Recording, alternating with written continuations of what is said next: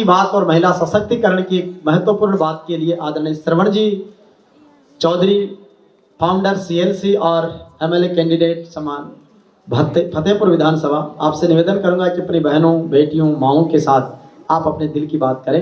सम्माननीय श्रवण जी चौधरी सीएलसी। सबसे पहले अपने गुरुदेव को प्रणाम करते हुए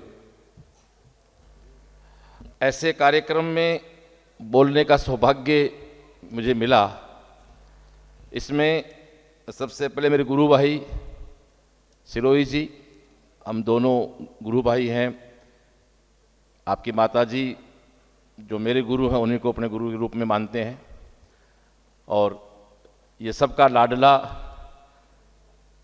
हरी क्योंवाड़ा, मतलब नाम भी अगला पूरा क्योंवाड़ से क्योंवाड़ा है, तो हाइट ही छोटी है बाकी नाम में बड़ा पीछे भारी। ताली बजाएं हरी क्योंवाड़ा के लिए एक बार। आज के कुछ सालों पहले इसी स्टेज पे मैं आपके साथ आया था, तो पहली बार मेरी आपसे मुलाकात हुई थी।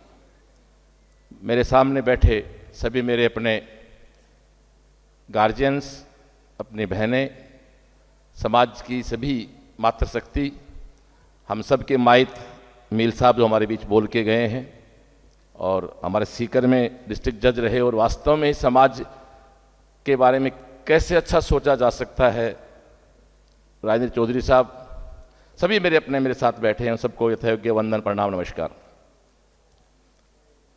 जब बोलने का मौका दिया तो मेरी शुरू से आदत है, फिर मेरी बात कहूंगा मैं, नहीं कि मैं वो कुछ कहूंगा जो आपको पसंद सुनना। मैं सबसे पहले मानता हूं, बहुत सौभाग्यशाली हूं।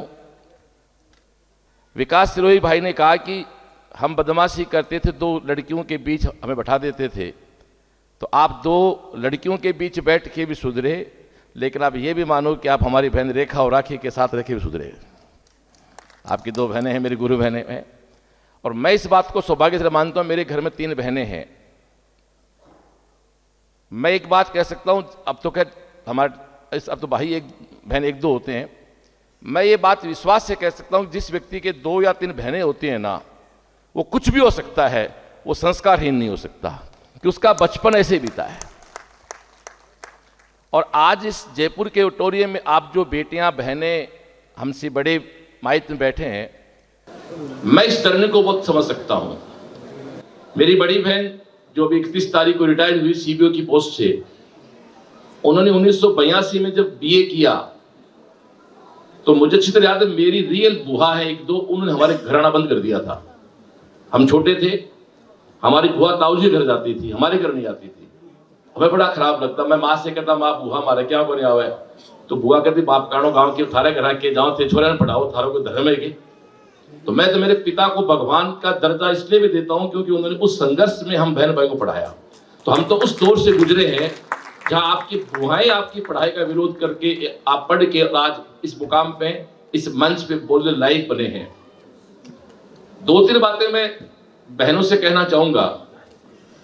अभी थोड़ी देर पहले किसी पूर्व वक्ता ने कहा कि पतियों की बजाय बेटों को सुधारें। एक अच्छी बात थी। मैं एक बात और कहता हूं, वैसे मुझे एक बार संघ की एक ब्रांच है दुर्गा वाहिनी बेटियों की, मुझे बोलने का मौका दिया, तो मैंने कहा कि हम आरोप लगाते हैं बच्चे बदमाशियां करते हैं। हर बच्चे की, हर लड़के, कोई बहन या माँ, कोई तो उसके घर में महिला होती है। हमारा कोई भी बच्चा बदमाशी करके आए तो हम उसे राखी बांधना बंद कर दें, हम उसको प्यार करना बंद कर दें, अपना ठीक हो जाएगा। बट हमारा वाला ठीक है, खराब दूसरे वाला है। दूसरी चीज, आजकल समाज की मीटिंग होती है तो दहेज की बात चलती है, मृत्यु भोज के जमाने गए। दहेज ठीक है, किसी बाप के पास पैसा देगा यार, कोई बात नहीं। वो दहेज तो वो है कि आदमी की इनकम 5 रुपये कोई उससे लाख रुपये मांगे, दहेज वो होता है। और मेरी बेटी है, मुझे शादी करनी, मैं कोशिश दूंगा उसको, उसमें क्या बुराई है। मैं अच्छी शादी करूंगा, अच्छा दोस्तों को बुलाऊंगा, पार्टी करूंगा, मैं इसको बुरा नहीं मानता, मैं इसको बुरा नहीं मानता। आज के 40 साल पहले हम मृत्यु भोज भी करते थे, वो इसलिए बुजुर्ग लोगों की डेथ होती थी, जवान डेथ होती नहीं थी उस समय, तो उत्सव टाइप होता था एक वो। आज समाज की प्रॉब्लम है ही नहीं है। आज तो समाज की प्रॉब्लम डाइवर्स है साहब, समाज की प्रॉब्लम तलाक हो रही है साहब। आज आप रिकॉर्ड उठा के देख रहे हैं आसपास में, आज के 20 साल पहले हमें संबंध टूटे हुए कहां मिलते थे। आज आप, मैं माफी चाहता हूं, वैसे कोई व्यक्ति नहीं बैठा होगा इनमें से जिनका कोई ना कोई जानकार के घर में डाइवर्स नहीं, हमारे जाट समाज के अंदर दूसरे की बात ही क्यों करे अपन। तो यदि यही शिक्षा है, यही शिक्षा है, तो फिर मैं माफी चाहता हूं, शिक्षा नहीं है। मेरी मां अनपढ़ रही, हम सब बहुत से मां अनपढ़ हैं, हमारे पिता गवर्नमेंट जॉब भी रहे होंगे, हमारे बहुत से उस समय काका ताऊ आईएएस ऑफिसर रहे थे, हमारी ताइयां काकी अनपढ़ रही, उन्होंने कभी भी उनको इग्नोर नहीं किया, उन्होंने हमेशा गर्व से परिचय कराया, हमारा छुरानी माँ है, मतलब जो भी अपने गांव की भाषा होती है।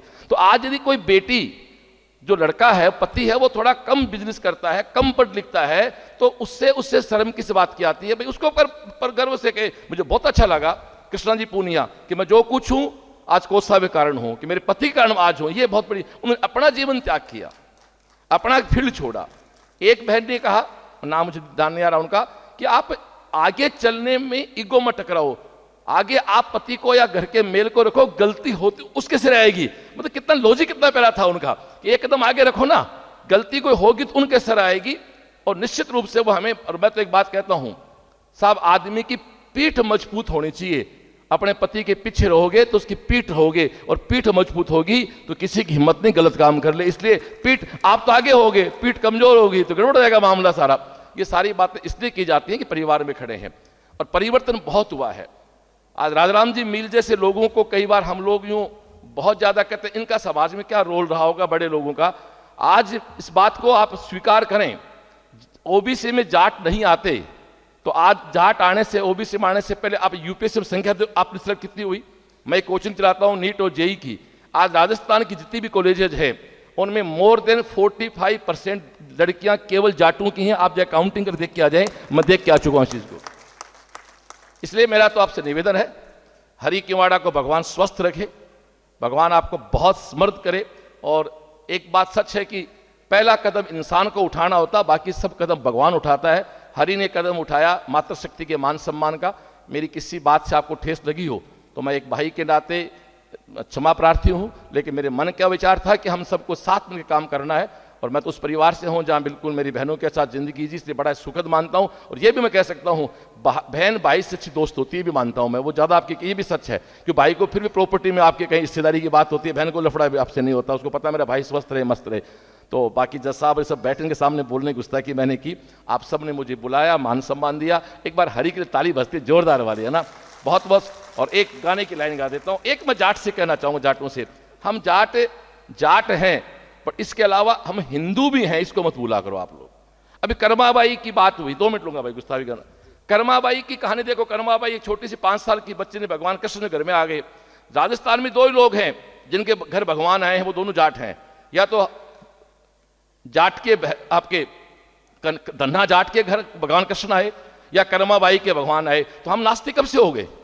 तो एक प्यारा सा भजन है, उसकी 2 लाइन गा देता हूं कि थाली भर के लाई खींचड़ो, थाली भर के लाई खींचड़ो, ऊपर घी की बाट की, जी मोमारा श्याम धनी, जी मावे बेटी जाट की, जी मावे बेटी जाट की। इसलिए हम जाट भी हैं और हम हिंदू भी हैं। इन सब की बात आप मान्यता रखें। आप सबको बहुत बहुत नमस्कार।